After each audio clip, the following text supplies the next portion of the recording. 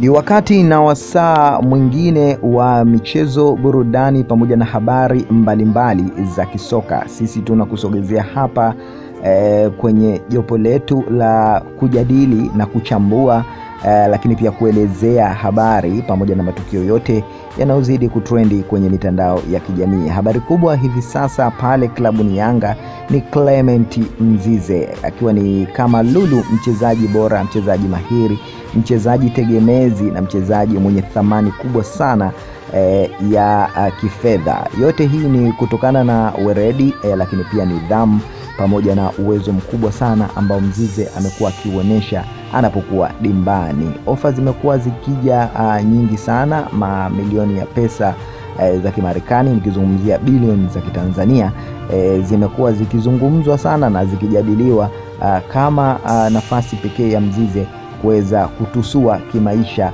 kwenda kucheza kwenye virabu vingine. Mbali na Yanga kusimama kama klabu mama iliyomlea na kumtambulisha Mzize, bado wachezaji wanatamani kupiga hatua zaidi kimataifa, kama Mzize ambaye sasa hivi malengo yake makubwa ni kutaka kuonyesha talanta yake kimataifa zaidi hapa Afrika, lakini pia Ulaya pamoja na Asia huko.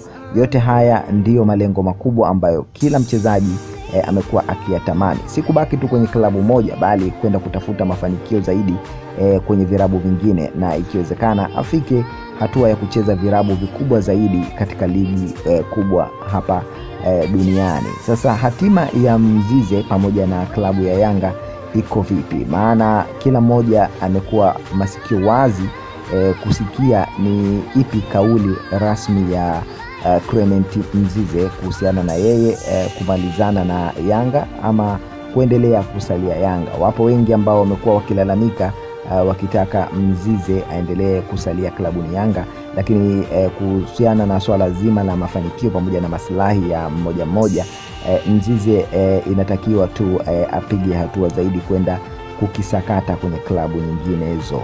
Hapa utatazamia wachezaji mbalimbali ambao walishawahi kuhudumu katika vilabu vya soka vya hapa Tanzania.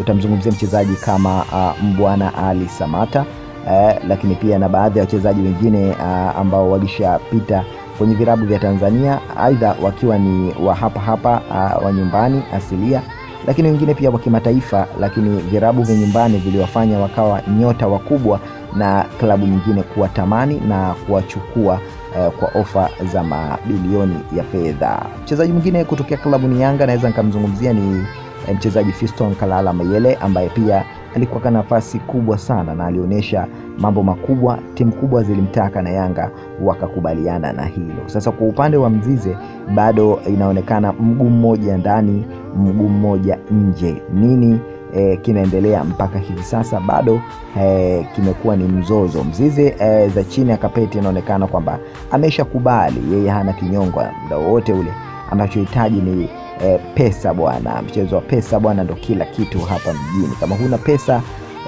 huwezi kuijua thamani yako. Mzize kama mchezaji ambaye anaitambua thamani yake, anataka fedha nyingi kiasi hicho ili aweze kuboresha maisha yake kwa ujumla. Lakini kwa upande wa klabu pia inatazama maslahi yao pamoja na maendeleo binafsi. Kila mmoja amekuwa kilitazamia hili kwa jicho la kipekee. Ushauri ni upi unaotoa, ama komenti yako ni ipi? Una maelezo yapi ama una kipi umekisikia katika sakata hili la Clement Mzize pamoja na klabu ya Dar es Salaam Young Africans? Tuambie kwenye comments hapo chini, usisahau ku like.